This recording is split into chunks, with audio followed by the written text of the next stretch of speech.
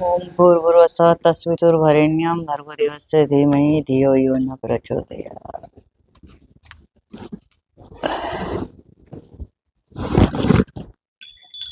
श्रीमन्नारायण नारायण हरि हरि। लागता कि कुछ छूटल जरूर बा। देख तनी ई मेहरारू शंखे ना डलस। कहले रही कि शंख पोथी रख दीह। ओहो, अब जातरा पर से फिर लौटल इहे ठीक ना हो। शंख तो ले वहीं के पड़ी। चल, हे भगवान।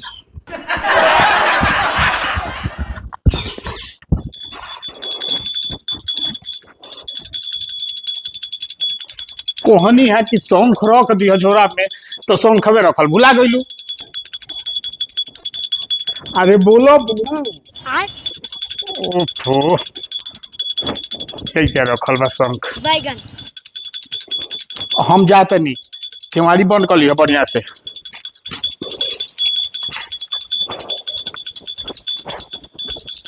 अरे रुकी रुकी रुकी।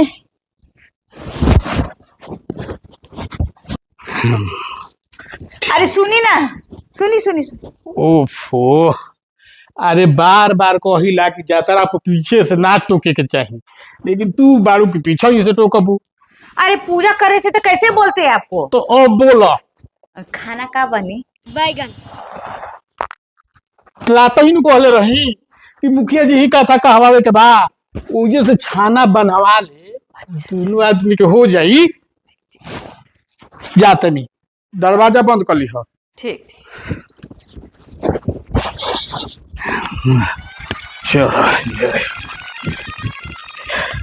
एगो तो असही सॉन्ग के कारण लेट हो गए। मुखिया जी बा खिसियाए मत।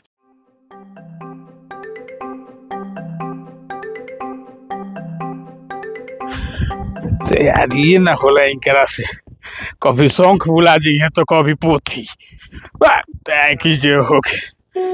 मुख्यमंत्री योजना के तहत जो रोडवा बनल है ओकर पेमेंट आइल कि ना? हाँ मुखिया जी, ओकर पेमेंट तो आ गइल। काल्हे अकाउंट में धाए से गिरल बा। अच्छा, दाएं से गिर गए हई, लेकिन बरहमवा से लेके काली माई के मंदिर तक मुकेशवा बानू बीच में घर नहीं हटा, लागत है कुछ करे के पड़ी। अरे रउआ ऑर्डर करी ना मुखिया जी, हम मुकेशवा के मर्डर कर दी। कुछ तो करे के पड़ी। अरे बाबा प्रणाम। खुश रही खुश रही। कथा निमन से हो गला ना? हाँ हाँ, कोनो दिक्कत ना ना, कोनो दिक्कत ना। अच्छा अच्छा, हई बाबा हई दक्षिणा रखी। और खाना उना कहनी है कि ना? जजमानी छाना बांध देले बड़ी। अच्छा, अब परियन खाती यही में दोनों आदमी के हो जाए। आशीर्वाद दी बाबा। खुश रही। आज मुखिया बानी, काल विधायक हो जाए, जय हो, सांसद हो जाए। जय। हम तो आशीर्वाद देते नहीं रहा, भारत के प्रधानमंत्री हो जाए। अरे वाह बाबा, सही आशीर्वाद बनौले रखी। गोर लागत आनी बाबा। खुश रह। तू तो करिया बड़ा, तू गोर कहाँ लगल। तनी हमरो को आशीर्वाद दी बाबा। हाँ, भगवान तोहरो के बनौले रखस। ठीक बा बाबा, प्रणाम। जी। तो चल जा मुखिया जी। इतना देर हो गया है, अभी तक से पंडित जी नहीं आए। भूख से पेट दुखा है। इतना देर में तो हम ही खाना बना लेते। इतना देर लगता है कथा बाचे में। पंडित जी भी है ना, हद करते हैं। भूखे सुखा देंगे हमको। मुखिया जी तो बरियार दक्षिणा देलन, लेकिन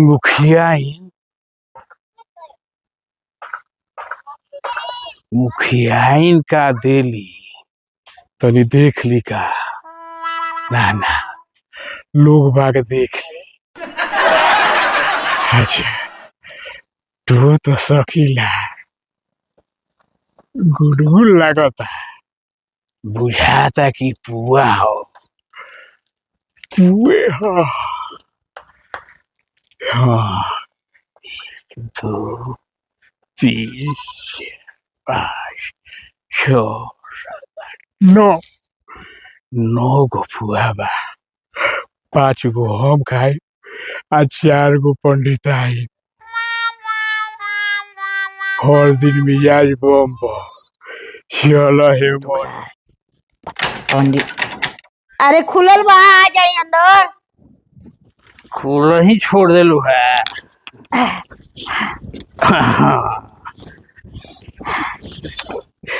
देखो कहले नु कि मुखिया जी यहाँ कथा में बढ़िया छाना होई। अच्छा अब पुआ दे देला। बुआ निकाल देखी हो दाग मत लग जाए झोड़ा में हमरा। ना लगी, हाँ थाली में निकाल के। देखो तो घी लग गइल बा, बढ़िया से के ले आओ। अच्छा अच्छा अच्छा। हाँ। भूख तो हमरो लागिए गइल बा। अरे ले आओ भाई। अरे आओ तनी। आओ। एक लोटा पानी लेते आई हो। अरे इहो मेहरारू कितना देर कर दे बेले। अरे जल्दी ले आओ महाराज। अरे आ गई ले खाई। 1 2 3 4 4 हाँ पुआ रहे 9 गो, हमरा 4। मतलब हम 4 गो खाई, तू 5 गो खाइबू। काहे? हई तू खा आ हई हम खाई। रउआ 5 गो खाई, हम 4 गो। आ तो हम मरद आदमी हई, हमरा जजमनिका करावे के बाद 5 गो हम खाई। तू तेरा घर में रहे, तू 4 गो खा। हम भी तो दिन भर काम करते रहते हैं घर में, तो हम 5 गो खाई, अपने 4 गो। ना ना हम 5 गो खाई, तू 4 गो खा। ये कैसे होई? हम 5 गो खाई, अपने 4 गो खाई। अरे भाई हम 5 गो खाई, हम मेहनत कोइले बानी। हम मेहनत ना करते नहीं घर में, ली अपने खाई 4 ना गो। तो हम 5 गो खइबे करम, तू ही 4 गो खा। हाँ ऐसन बा तो सुनी ई धरी। अरे हम 5 गो खाई, तू 4 गो खा। अपने के 4 गो खाई, हम 5 गो खाए। अपने के 4 गो खाई, हम 5 गो खाई। ली खाई। अरे हम 5 गो खाई। हम 5 गो खाए। हम 5 गो खाई। हम 5 गो खाए। हम 5 गो। हम 5 गो। हम 5 गो। हम 5 गो हम खाए। 5 गो खाई। हम 5 गो अरे खाए। हम 5 गो खाई। अरे हम 5 गो खाई। सुनो, सुनावा केहू 5 गो ना खाई। तो क्या खाई? बाजी लगी। बाजी लगी? हाँ कौन सी के बाजी लगी? जे जीती ऊ 5 गो खाई आ जे हारी 4 गो खाई। ठीक बा। तो ठीक बा। हाँ। ई शर्त रही। हाँ आ शर्त में ई बा हाँ। कि ना बोले के बा आ ना हिले के बा। ना बोले के बा, आ ना हिले के बा। हाँ ठीक बा। ठीक बा। तू अपने के जाई उधर, अपने के जाई उधार, अपने के खटिया पर जाई। अपने के खटिया पर जाई। हम उठाई मरद, हम चौकी पर हम। ठीक बा। ठीक बा। ठीक। एकरा के हम हेजा रख देनी। कौन ठीक, तू को बहु खा ले।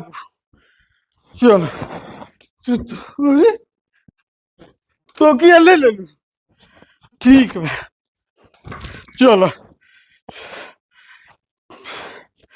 1 2 3।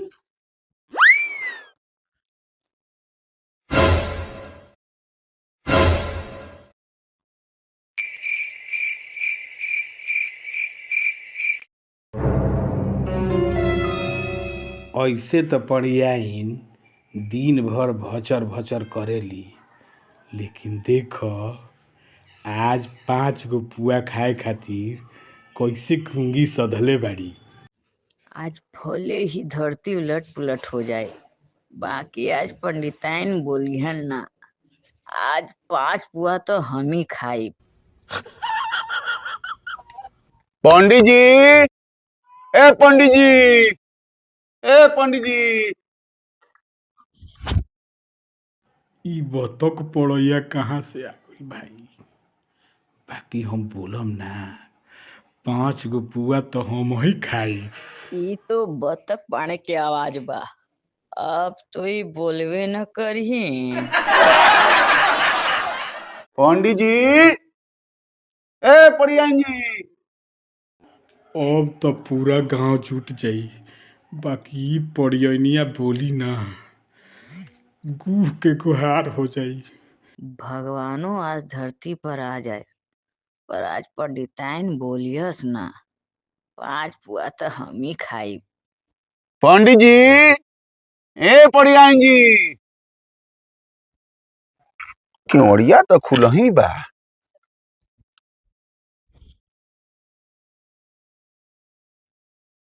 अरे बाप, ई दोपहरिया में लोग सुतले बा का? हई पुआ रखल बा एइजा। पंडित जी, ए पंडित जी, पंडित जी, ए पंडित जी। अरे बाप रे बाप। पड़ियान जी, ए पड़ियान जी। अरे बाप रे बाप, ये दोनों कोई मर गए। लागता कि मुखिया जी वा पुआ में जहर दे देलक लोग के। आई रे बाप, अब का होई? पूरा गांव के आदमी के जुटावे पड़ी। अरे बाप रे बाप, अरे अरे कहाँ भाई?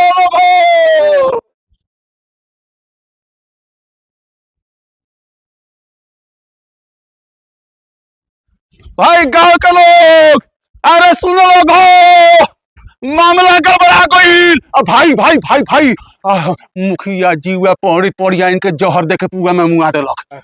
भाई सौरो कहे के बा। अरे बाप रे बाप। चाची चाची, मुखिया जी वा पाने पड़िया इनके जहर देके मुआ देलक। सौरो कह दो।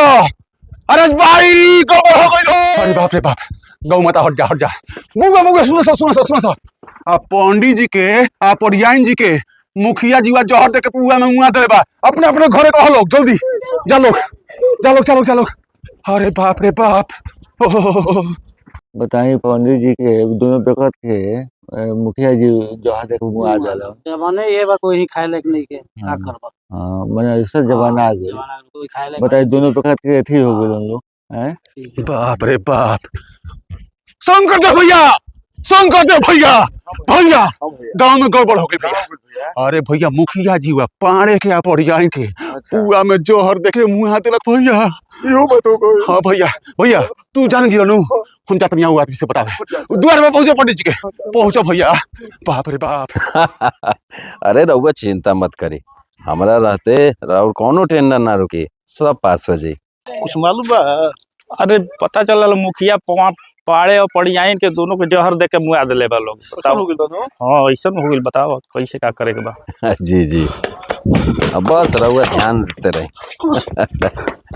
हाँ समय पे पेमेंट मुखिया जी सब गड़बड़ हो गई मुखिया जी। हम रउआ के कुछ देर में फोन करते नहीं। का भइल थे? मुखिया जी पाड़े जी और पड़ियाइन जी मर गइले। कैसे? अरे मुखिया जी गांव में ही हाला भइल बा कि मुखिया जी पाड़े जी या पड़ियाइन जी के पुआ में जहर दे के मार देलन। अब का हुई रे डोरा? मुखिया जी जल्दी से कुछ उपाय करी, ना तो अगर थाना पुलिस आ गई तो आज रउआ मुखिया बनी, कल वार्डो कमिश्नर ना बन पाए मुखिया जी। ए ढोरवा, तोरा लगे कोनो उपाय बा का? मुखिया जी उपाय बा। बोल। जल्दी से चिलारी पर ले चली आ दोनों के लाश जरा दी। मुखिया जी ना दिक्कत हुई, बाकी बतक पड़ैया बड़ी बोला था, ओकर मुंह बंद करे के पड़ी। अच्छा हाँ चली मुखिया जी जल्दी। बाप रे बाप, हो दादा। चाचा मुखिया जी पाड़े पड़ियाइन के पुआ में जहर खिया के मुआ देलन। सौसे गांव में हम कह बनी, सुनो सगरो कह देखो चाची बहुत गड़बड़ हुई बा। पाने जी के घरे पहुंची सबे, हम जाता नहीं। अरे बाबू बताइए पाँच यही लोग एक मर गए। हाँ अब बताइए हमारे कता दिन लोग छोट रहे। अब बताइए हमें ये मुखिया जी पुआ पूरी खिया के ब्राह्मण के मुआ देलन। ब्रह्म हत्या लग जाइए भैया, हमरा बड़ा चिंता हो गई। सत्यनारायण भगवान तार कथा का करें। बाप रे बाप। अरे मुखिया जी मुखिया जी मुखिया जी, अरे बाप रे बाप, राउर पुआ खा के पंडित और परियाइन जी दोनों कोई मर गए। अरे वह जान नो, अब हटी हटी हम दूसरों को बताएंगे। भाई बाप रे बाप, छोड़ो लो कि ना, छोड़ो लो कि ना। अरे तू चुप रह कि ना रे, ना रहो, काहे ना रहे? तू पंडित परियाइन चाची के जान ले बड़ा, हम चुप ना रहो। देख हम बहुत अच्छा लोग के चुप करे ले बनी, तो चुप होवे कि ना? ना होवे कि ना? हम थाना में जाइब, हम एसपी भी जाइब, हम जज भी जाइब, जान ले तो हो, हम कलेक्टर भी जाइब। चुप हो जो ना चुप जान ले तो हो। अब ना चुप होगा, ना चुप होगा। अरे चुप हो जो रे, ना चुप। अच्छा रुक ले, देख 2000 रुपया रोक। 2000, हम ना चुप होगा। अच्छा रुक ले कुल रख ले, लेके चुप हो जो। हम ना चुप होगा। अरे तो का करी रे कि तू चुप होवे? हमरा के बगीचा में 5 कट्ठा जमीन देबो तब चुप होगा। फर्ज बोतले का पानी मुखिया जी, दे दी जल्दी जमीन, प्रधानमंत्री बने का दे दी दे दी। अच्छा चल लिख दे, लेके चुप हो जो। चुप हो गई। अच्छा चल लास्ट फूके चले के बनू। कय गो अरे पंडित, दू अरे 2 गो पंडित तो बढ़िया इनके छोड़ी तब नो ढोणवा छोड़। चल। हमर चाचा चाची रहे लोग, हम उ लोग के आग दे देब नो, तो उ लोग के सब खेत बधार आ घर दुआर हमरे नामे हो जाई। साला तू हर तरह से फायदे कमाबे। चल गवाही देबो लोग नो। चल दे लेके चल। चाहे आज लाख से लीक हो जाए, बाकी आज बोलब ना, 5 पुआ तो हम ही खाई। कहियो मेहरारू मरद से हारल बा, जो आज पंडिताइन पंडित जी से हार जाई, 5 पुआ तो हम ही खाई। राम नाम सत्य है, राम नाम सत्य है, श्री राम नाम श्री राम नाम सत्य है, श्री राम नाम सत्य श्री राम नाम सत्य है, राम नाम सत्य है, श्री राम नाम सत्य है, श्री श्री राम नाम सत्य है, श्री राम नाम सत्य है, श्री राम नाम सत्य है, श्री राम नाम सत्य है, श्री राम नाम श्री राम नाम सत्य है। ये बाप रे बाप, खटिए पर टांगले स्वा गिरा दी सब, मुँहे से पहले हड्डिये टूट जाई, बाकी कुछो हो जाई। आज हम बोलब ना, आज पुआ तो हम ही खाई। ई तो सीढ़ी पर टंगले बाड़न स, बुढ़ारी में हम गिर जाई तो हड्डी गुड्डी टूट जाई, आ टूटी तो चूटी ना, बाकी हम बोलम ना। श्री राम नाम सत्य श्री राम नाम सत्य है, राम नाम सत्य है, श्री राम नाम सत्य है, श्री राम नाम सत्य है, श्री राम नाम सत्य है, श्री राम नाम सत्य है। अब देखा लोग जौन होके करे वो होइए गए, ठीक बा। तो हमनी के 5 आदमी ऐसे रुकत या तू 4 जना ना जल्दी से जाके लकड़ी लेके आओ लोग। हाँ, लेट मत करिए लोग, जल्दी। पुलिस के ना मालूम चला। ना मुखिया जी कोई दिक्कत नहीं है, एकदम बंद है। बस जल्दी लकड़ी लेके आ जा लोग। काम कर दिए जल्दी। बाप रे बाप, ई तो लकड़ी ले आवे गइलन स, जरा दिहन स का। अब जरा दी चाहे मुआ दी। अरे अब तो उठा, तू ही 5 गो खोई हो, बाकी बचल का 4 गो हम खाई।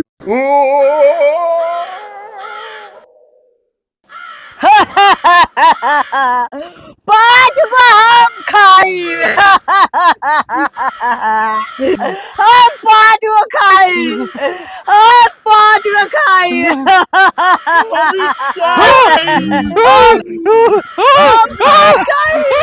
हम 5 को खाई,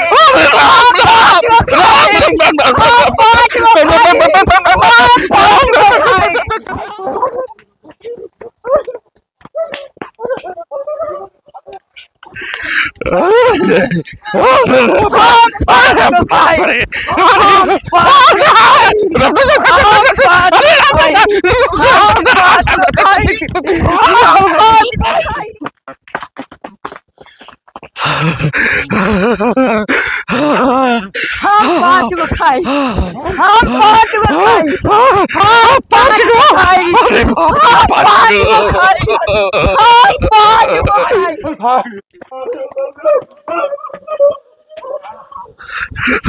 काहे भागत है? अरे जान बचा के भागो लोग न तो पड़ी आई नु हमनी के 5 गो के खाए के चक्कर में रहली और पंडित जी तू चारों के खा जाइए भागो अरे अरे बाप रे